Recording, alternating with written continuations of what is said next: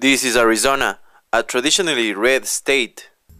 Even as Democrats' vote has grown, favored by Latinos, African American, and younger, more progressive white votes.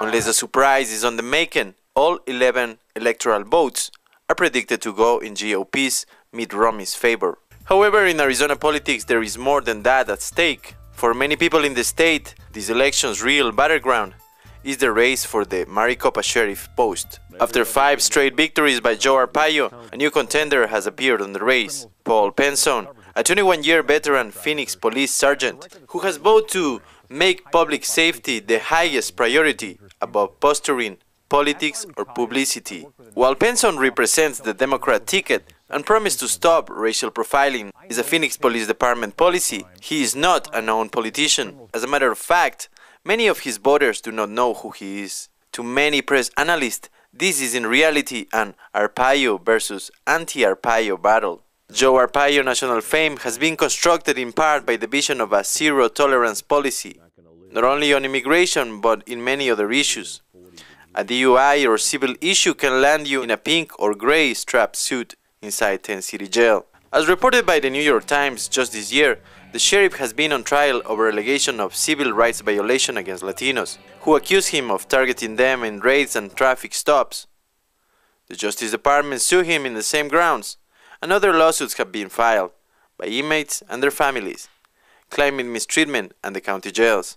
The tents, the pink suits, the raids in Latino neighbors, and even his own reality show where Arpaio arrested people for national TV audience seem to have backfired. And now, not only Latinos but many others are tired of the self-appointed America's toughest sheriff.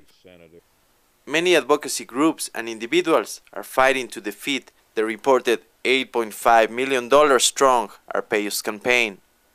One of them is Randy Parras. He is the chairman and founder of Citizens for a Better Arizona. I think he saw some historic developments in the state of Arizona the last year and a half or so, beginning with the recall of Russell Pierce. This was someone who was a nationally known figure, one of the most powerful folks and leaders in the state of Arizona, who in a very short period of time, within 10 months, went from being the de facto governor and president of the Senate to being unemployed. That happened in part because Latinos over in the East Valley started to register, started to request a ballot by mail, and came out in almost the same percentage as the general population in that particular election. So they actually made the difference.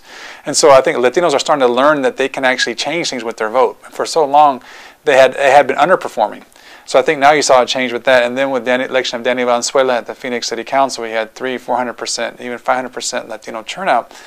You finally start seeing people investing in the Latino vote. Latino vote doesn't exist just because the numbers change. Just because you double your numbers doesn't mean you double your power.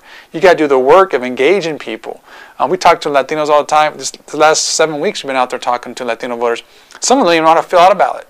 We sit down with them and go through that process. This is a process of engagement, of conversation, of teaching. The county recorder doesn't do this work. They don't really care if Latinos vote or not. What we got to do is really go out there and engage and challenge Latinos and say, look, no, we need your vote. We need your vote to win. We need your vote to shame on us if Sheriff Arpaio wins. If Sheriff Arpaio wins, it's Latino's fault. Parra's team is made by a blend of ages and economic backgrounds, of mostly Latino activists, working hard to get Joe Arpaio out of office. Ricardo Gomez thinks that SB 1070 united the Latino community in Arizona. Most definitely, people are getting frustrated. They're getting tired. They're really standing up and they're making their vote count. It's time for all of us Hispanics here to try to battle this failed leadership that we have. Following social movements around the continent, I have learned that often many of the most committed activists are war veterans. And the Latino vote movement in Arizona is not the exception. It hurts me to know that I've actually went and defended my freedom and defended this country, and yet I still get pulled over because I'm Latino, and that's not right because, I'm an American citizen. I was born and raised here. I was born and raised here in Phoenix, Arizona. And back in '93, when I left, when I joined the Marine Corps and everything, it wasn't like this. Law enforcement was not as hard as, or they looked down on the Latino community as they do now. At least that's what I got when I was here. And being away, I was away for 20 years, and I actually moved back here a little while ago, and I've seen the way things are, and it really disappoints me. You know, it disappoints me that law enforcement officials think that they can actually get away with things. You know, and that's not right to me. As volunteers gather, they review their plan to cover as many electoral districts as possible. Each couple will visit houses previously contacted to retrieve electoral ballots. I decided to follow two young Latinos who decided to stop complaining and do something about it. I'm always criticizing Arpaio, you know, the lawsuits he's got against him, how much money he's spending, defending himself against all these things he's doing. You know, he's wasting taxpayer money. And I'm usually talking to my friends about it. They're not really politically involved in anything. They don't really have a view. And they were just telling me, you know, all you do is complain. They got tired of me just talking about it. You never do anything. And I had a Facebook, and in that page, there was an anti-Arpaio page. And in there, they said that they were recruiting people to do this sort of work for Joe's Gotta Go. And that's how I found out, and I enlisted to do that. You think that young people can make a difference? Yes, yes, definitely. It's the young people that shape, that are going to shape the country. So yes, of course I think they make a difference. Knocking on door after door, these young activists try to convince to as many families or individuals as they can to cast their ballot.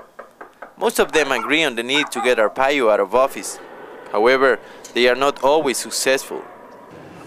Basically, what people sometimes do is they don't feel comfortable giving us their ballot. They don't feel comfortable trusting us with their ballot, which is fine, and it's something personal. We understand that. So they'll just come up with excuses like, "My wife is asleep," or "I'm gonna fill it all out." When we know for a fact that it's so late. I mean, the election is like in 2 days, so it's so late to be doing that, to be researching everything, that it's about trust. Walking these neighbors allowed me to get a sense of how some Latino constituents feel about elections, democracy, and the candidates. La familia, que es la célula fundamental de la sociedad, se mira amenazada por ciertas maneras de pensamiento racista. Se quebranta, se golpea a esa célula fundamental y afecta a la sociedad. O sea, afecta a los que trabajan en la policía, a los que trabajan en los bomberos, a los que trabajan en el gobierno, pero hay personas que no quieren entender esto.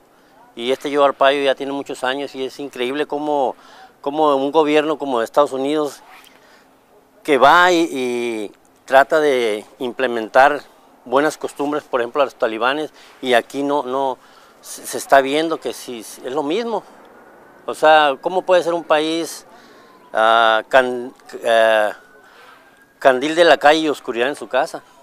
First, Obama, my issues on him is that he's always promising this and that, and for the 4 years he's been here, it's nothing's changed. It seems like it's gotten worse with the unemployment. That's because I've been unemployed for like 2 years now, and when he came in, he's talking about he's gonna do this, and and he really got everybody going, saying change, he didn't do a change, but he hasn't made no change. There's a whole lot of people, like in school and stuff, that just don't like Arpaio at all, and they have been voting. They have, like, now that I'm 18, like, I know I can change a lot with my vote. I feel that they're running a Nazi camp. It's just like being in Nazi Germany. I feel like I'm a Jewish Mexican here, and they're just gonna ship us off in the trains.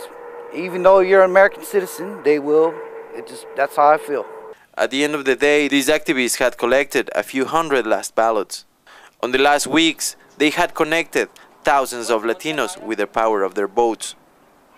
Could this bring about the first electoral defeat to Joe Arpaio? We'll soon find out. For The Real News reporting from Phoenix, Arizona, this is Oscar Leon.